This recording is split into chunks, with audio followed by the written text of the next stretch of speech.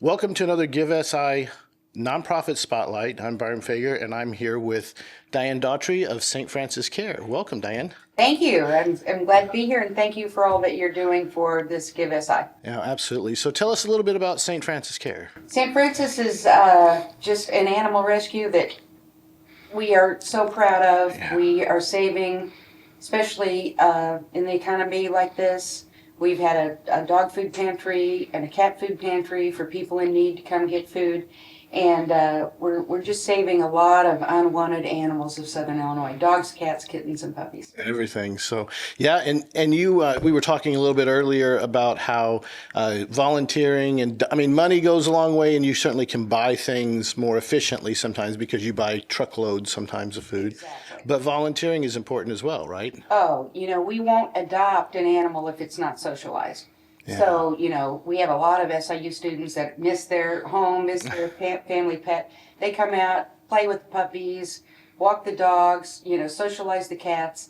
And that is the only way we get adoptions, because nobody wants to adopt a very frightened, scared dog that's not predictable. So Yeah. volunteering is crucial to us. Crucial. Yeah, and you also have fosters so that if you can't make the permanent commitment, there are ways to help someone, an animal that maybe needs a shorter term need. Right. We mainly foster our very senior dogs that are probably going to end up passing away at St. Francis. We'd rather them pass away in a home. Yeah, I mean that can be tough, but also Very rewarding, a though. different reward, right? Right. Yeah. Right. Because a lot of times that animal has not seen love at all in their life. Yeah. And at least they're feeling love for the last week, Yeah. month, year, whatever they have. Well, we know they get the love at the kennel, but it's still not the same as sitting on The a. best we can, and we've got a wonderful staff, but we want every animal with Yeah. their own TV, their own couch, their own family. Yeah, I mean, there's something. I mean, obviously, like, oh, my dog will never be on the couch. Well, she's on the couch, but but there is something, yeah, just comforting about that, knowing that that they've that final reward at least to help them, help them along. That's so very neat.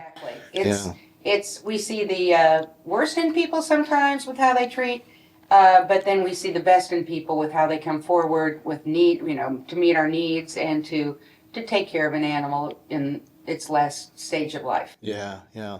Another thing I thought was really interesting, I think we said the other day, I said one of these, I'm this many years old to think about, is that, it's not just food, it's not just, obviously vet care is expensive and you take care of all of that. Right. But it's even like training pads for those puppies.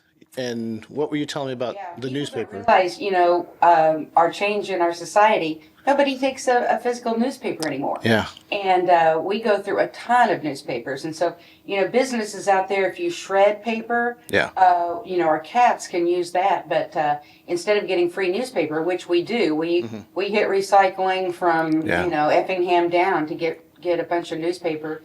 But if we don't have newspaper, we end up buying puppy pads. Yeah. So, the trickle-down effect, Yeah. happens. Costs go up, medical costs go up, everything. And newspaper. Who would have thought, that we wouldn't end up having a newspaper shortage? Yeah, absolutely. And I think another interesting thing you were talking about was people donating leftovers, Yes. kind of a hard topic there again, All dog medicine was a human medicine at one point. And so if you have a loved one pass away or you no longer take that drug, we'll be glad to accept it.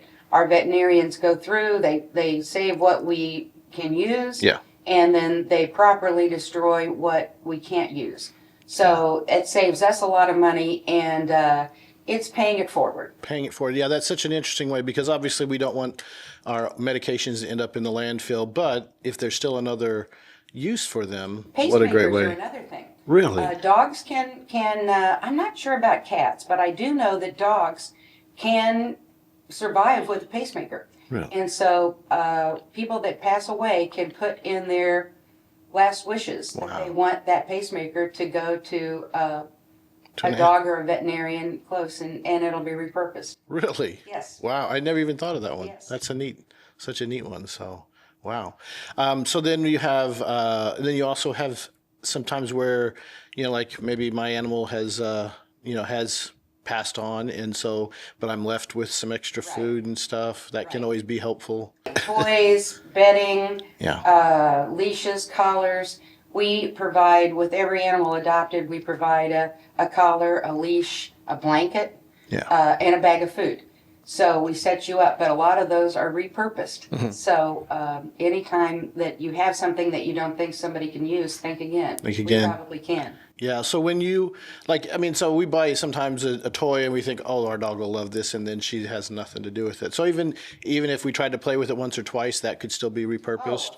Of course, because everything that comes in, we wash, sanitize, make it safe if it's a stuffed animal, especially kid stuffed animals. We use those. Oh, really? We'll cut out the eyes so there's no swallowing. Oh, yeah. And, they destroy it, but hey, that's the fun, Then we pick up the mess and throw it away and give them another stuffed animal. But I really wanted that 10 cents at a yard sale. Yes.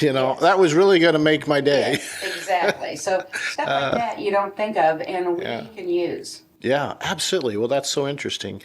So you're working for donations, and I think it's important to know you guys are so you work so hard to stretch every dollar. There are some physical expenses. We got to have the light bill. Right now it's cold, so you got to have a little bit of heat for the animals. So those are all important reasons why donating cash still helps you take care of the physical, right? We're right at about $1 million to keep our doors open. Really? And so, and that's with inflation not being what it is right now. So every dollar is important. And the good thing is we raise enough money that we require an audit.